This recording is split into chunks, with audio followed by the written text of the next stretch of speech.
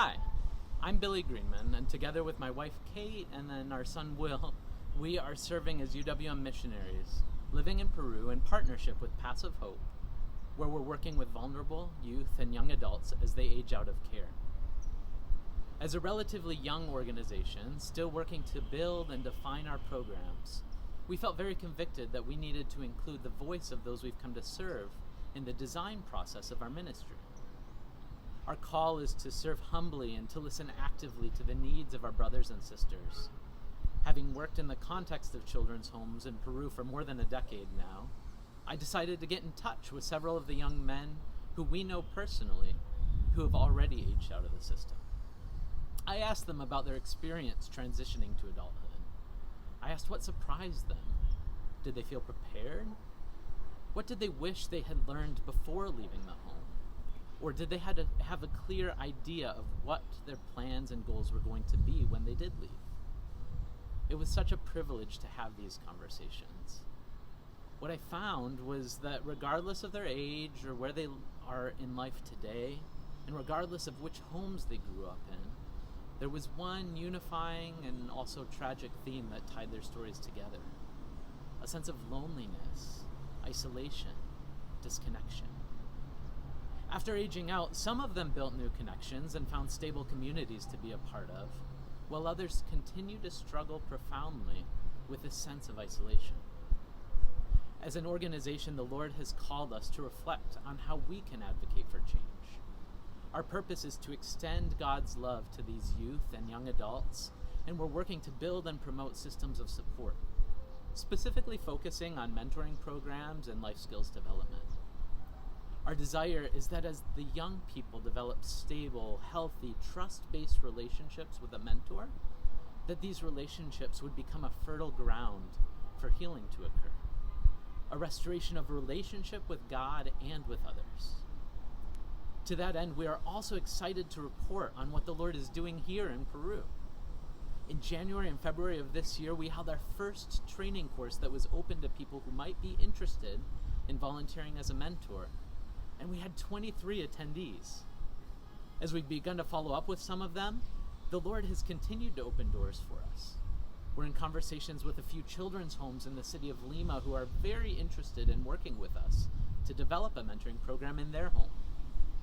Additionally, we're working in partnership with our friends at HBI to develop a mentoring framework at the two Girasoles homes in Ica and in Cusco that we've been working in for years. And we're also working with them to develop tools that the mentors can use to help guide the youth toward taking the role of protagonist in their own stories, as opposed to just being passive observers. It's that shift, the shift from observer to protagonist, that has been so powerful in the lives of some of the young men that I've been mentoring. One of the men that we work with has had significant struggles since leaving the home more than 15 years ago. He didn't feel prepared to leave, and he recounts that he felt like he had no skills that would enable him to survive on his own. He also states that there was no one in his life at the time that he could look to for guidance and support. After leaving care, he quickly reverted to the only survival skill that he felt he possessed, and that was petty theft. The income that he was able to generate went first to covering his basic needs and that of his infant daughter, and then the rest he spent on drugs and alcohol to help ease the overwhelming emotions of hopelessness and isolation. And that cycle repeated itself until he was eventually caught and sent to jail for almost a decade. We've been regularly involved in his life during his final years in jail and then since he's come out. He struggled to imagine a context where he would be living independently without relying on material support from our organization or anyone else, and also without having to revert to a life of petty theft. He's been making great strides towards that end ever since, and just this month, he was looking for some support for his daughter, who needs a new school uniform and supplies as she prepares to go back to in-person learning for the first time since the start of the COVID pandemic. Rather than giving him money or sending him supplies, we worked with him to come up with a plan and a budget that would enable him to provide for his daughter. And he succeeded. In a conversation later this month with him, he said almost in disbelief, "For the first time, I feel like a real father. I was able to meet her need. It's a privilege to walk with these brothers and sisters, providing them a safe space to reflect and learn how to make their own decisions, both celebrating with them and amplifying the joy of their successes, as well as joining with them and supporting them in moments of grief.